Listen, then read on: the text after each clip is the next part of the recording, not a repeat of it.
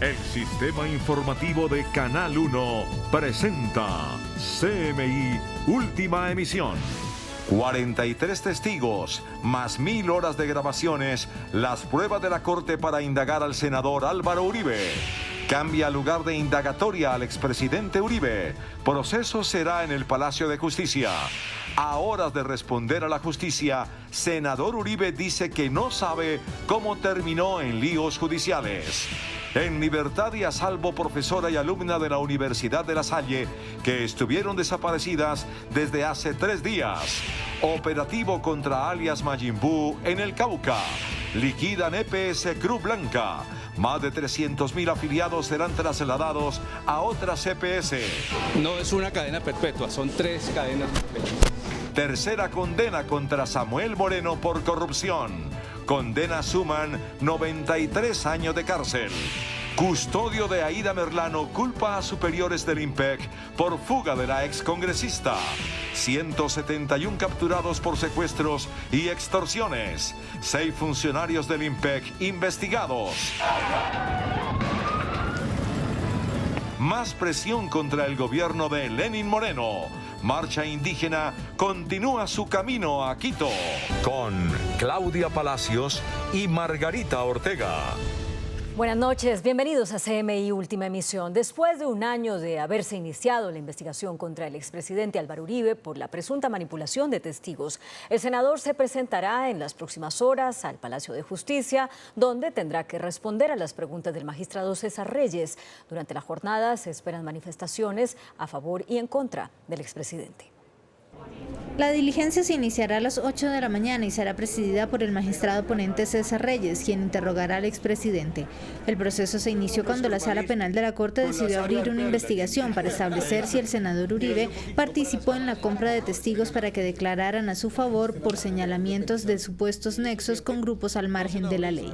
Para ello, la Corte citó a 43 personas, de las cuales faltó por escuchar algunas que no fueron ubicadas, como Mercedes Arroyave, abogada del testigo clave Juan Guillermo Monsalve, o el extraditado narcotraficante alias El Tuzo Sierra. Entre los que declararon están los exfiscales Eduardo Montealegre y Jorge Perdomo, la excongresista Piedad Córdoba, el abogado Jaime Lombana y varios exparamilitares. Pero uno de los testimonios más importantes fue el de Carlos Enrique Vélez alias Víctor, exintegrante del bloque Pipinta de las Autodefensas, quien aseguró que uno de los abogados del expresidente, el jurista Diego Cadena, le ofreció dinero para que declarara a favor de Uribe. El abogado Cadena admitió haberle dado dinero, pero dijo que fue con fines humanitarios. La Corte no solo tendrá que analizar estos testimonios, sino también documentos y más de 1000 horas de interceptaciones. El Centro Democrático convocó para mañana una marcha de apoyo al expresidente. Pero para el senador Iván Cepeda, víctima en este caso, las marchas son una presión indebida. El único llamado que hacemos es a respetar la autonomía, la independencia, la dignidad de los magistrados y de la Corte Suprema. En esto coinciden algunos abogados. En el país hay cientos, miles de procesos judiciales y cada uno de ellos no genera una manifestación. Esta es una forma indebida, tanto en contra o a favor de quien sea, de presionar a la Corte Suprema. Todas esas marchas, sin duda alguna, generan una presión política importante. Lo importante es que eso no afecte la independencia de los jueces, para que puedan actuar conforme a derecho. La indagatoria fue trasladada al Palacio de Justicia en el centro de Bogotá. A pocas horas de que rinda indagatoria ante la Corte Suprema de Justicia, el expresidente Álvaro Uribe aseguró que no entiende a qué hora está en líos judiciales por defender su honor y trabajar con amor por Colombia. Tras recibir el apoyo de sus copartidarios del Centro Democrático en la plenaria del Senado de la República, el expresidente Álvaro Uribe se refirió a la indagatoria que sostendrá mañana ante la Corte Suprema de Justicia. Dijo sentirse tranquilo. Nunca pensé que la defensa del honor, en mi amor a Colombia, de frente y con respeto a los ciudadanos, de acuerdo con la Constitución, me creara estas dificultades judiciales que enfrento con espíritu patriótico. Incluso el expresidente tuvo tiempo para bromear. Mañana va a a decir eso? No, mañana el magistrado se desquita por ustedes. El gobierno nacional considera que las manifestaciones a favor del expresidente Álvaro Uribe, convocadas para este martes por el Centro Democrático, son una libre expresión y nada de presión contra la Corte Suprema de Justicia y la justicia en general. No es una presión a la justicia, es una manifestación de aprecio y solidaridad con su líder. La ministra del Interior convocó para que mañana no haya hechos violentos. Que sea una manifestación pacífica, una manifestación de apoyo, de aprecio y que por el contrario no haya ninguna clase de hecho violento. Sin embargo, el ex candidato presidencial Gustavo Petro, quien cuando fue alcalde de Bogotá encabezó multitudinarias manifestaciones en contra de la decisión de Alejandro Ordóñez por haberlo destituido, dijo que lo que hace el Centro Democrático sí es presión indebida. Toda movilización ciudadana, que es un derecho, es una presión. Ahora, no es una presión sobre el gobierno, es una presión sobre la justicia. Y la justicia no debe ser presionable. Lo cierto es que mañana el expresidente de la República se convertirá en el exprimer mandatario, el exprimer jefe de Estado que rinde indagatoria ante la Corte Suprema de Justicia en la historia republicana de Colombia. Esta noche recuperaron su libertad la estudiante de la Universidad de La Salle, Johanna Rincón, y la profesora Leida Rincón, reportadas como desaparecidas desde el sábado en Cibaté, Cundinamarca. Las mujeres se encuentran en buenas condiciones de salud. A bordo de un bus intermunicipal aparecieron esta noche en el municipio de Cibaté, Cundinamarca, la estudiante de la Universidad de La Salle, Johanna Marcela Rincón, y la profesora Aleida Garzón. Según la información preliminar, las mujeres fueron dejadas en libertad por sus captores ante la presión de las autoridades. La última evidencia de la presencia de estas dos señoras en nuestro municipio se reporta aproximadamente hacia las 9 de la mañana del día sábado, cuando en las cámaras de videovigilancia del peaje San Miguel se registra el paso de dicho vehículo en el sentido hacia Fusagasugá. La hipótesis que manejaba el Gaula era que se trataba de un secuestro, pues la docente es una reconocida ganadera de la región. No obstante, los familiares aclararon que no hubo pedido de dinero. A esta hora y después de los chequeos médicos respectivos, tanto la estudiante como la docente están con sus familias. Se cierra el cerco contra alias Majin Buu en el Cauca. Esta noche las fuerzas militares adelantaron un operativo contra las disidencias de las FARC que operan en la región. 3 exguerrilleros fueron dados de baja. Esta noche se registran fuertes combates entre el ejército y la disidencia del Frente Sexto de las FARC en el departamento del Cauca. La confrontación se originó por la persecución de la fuerza pública contra alias Majin Buu, jefe de la disidencia en esa región del país. En medio del enfrentamiento murieron 3 hombres armados que hacían parte de su seguridad. La persecución contra alias Majin Buu se intensificó después de que las autoridades lo señalaron como responsable de la masacre en la que murieron 5 personas, entre ellos la candidata a la alcaldía de Suárez Cauca, Karina García. El nombre de este exguerrillero también generó polémica porque se encuentra acogido a la Justicia Especial para la Paz. El Ministerio de Defensa pidió su expulsión. El exalcalde de Bogotá, Samuel Moreno, recibió su tercera condena por hechos de corrupción. En total, sus condenas suman 93 años de cárcel. Una juez condenó a Samuel Moreno Rojas por los delitos de concierto para delinquir agravado y peculado por apropiación agravado. Resultando como pena definitiva aplicarle 360 meses de prisión. Igualmente se le impondrá multa de 26.780 millones de pesos. No es una cadena perpetua, son 3 cadenas perpetuas. Sin un solo testigo, todos los testigos con beneficios. La defensa del exfuncionario se pronunció. Se interpuso el recurso de apelación, el cual se hará, y esperamos la decisión de segunda instancia. Si es confirmatoria, iremos en casación. Esta es la tercera condena que enfrenta Moreno. La primera fue en 2016, condenado a 24 años de cárcel, señalado por haber entregado más de 6.000 millones de pesos en comisiones a la adjudicación de contratos de ambulancias. En febrero de este año, al ser condenado a 39 años de prisión por concusión, cohecho propio, interés indebido en la celebración de contratos y peculado por apropiación en contratos de reparación en la malla vial y un tramo de la tercera fase de Transmilenio. A pesar de que sus 3 condenas completan 93 años de prisión, en el sistema jurídico colombiano las penas no se suman y tampoco ninguna condena puede superar los 60 años. Es por esto que queda en manos de un juez de ejecución de penas determinar el monto total. La Superintendencia de Salud liquida la EPS Cruz Blanca por no tener viabilidad financiera. 312.000 afiliados serán trasladados a otras EPS a partir del 1 de noviembre.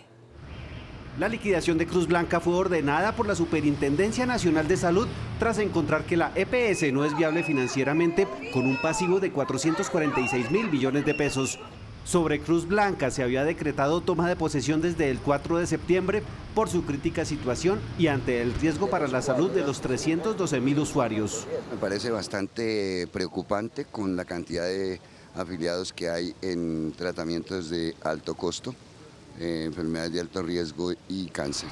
La superintendencia advirtió que Cruz Blanca deberá garantizar el servicio hasta el 31 de octubre, que es la fecha límite para el traslado de sus pacientes a otras EPS asignadas por el Ministerio de Salud. Inclusive los que tienen tutela, porque ya tienen que comenzar a cambiar la tutela, el recargo de la tutela, el juez comienza a poner problemas. No, y es un atraso que usted sabe que en unas enfermedades de estas, un mes, 15 días, 12 días implican fuertísimo en la vida de cada uno de los pacientes. Cruz Blanca hace presencia en Bogotá y en 31 municipios de Cundinamarca, Valle del Cauca y Antioquia.